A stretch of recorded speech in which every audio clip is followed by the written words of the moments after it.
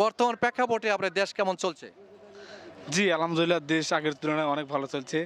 কারণ আমরা বিগত আমরা মানুষ কথা বলার ভাষা হারিয়ে ফেলেছিলাম, বাক স্বাধীনতা হারিয়ে ফেলেছিলাম। কিন্তু এখন আমরা সেই বাক স্বাধীনতা ফিরে পেয়েছি। এজন্য সর্বপ্রথম আল্লাহর দরবারে লাখ লাখ শুকরিয়া। যা অনেক ধন্যবাদ।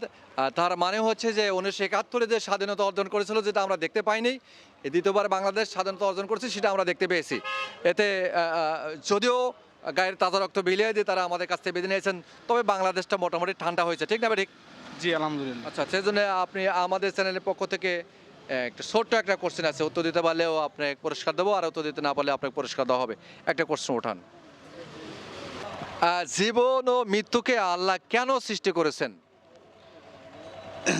জীবন ও মৃত্যুকে আল্লাহ সৃষ্টি করেছেন। আল্লাহ বলছেন যে আল্লাযী খলাকাল মাউতা ওয়াল হায়াতা লিয়াবলুকুম আইয়ুকুম আহসানু আমালা।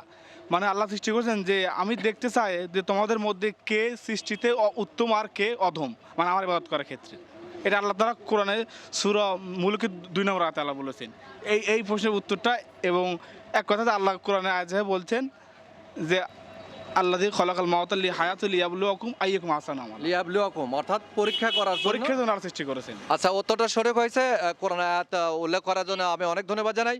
জীবন ও মৃত্যুকে আল্লাহ কেন সৃষ্টি করেছেন, একমাত্র প্রশ্ন উত্তর হচ্ছে, সহজভাবে উত্তর হচ্ছে যে আল্লাহ মানুষকে সৃষ্টি করেছেন তাদের ভবিষ্যতে পরজগতে পরীক্ষা নেওয়ার জন্য।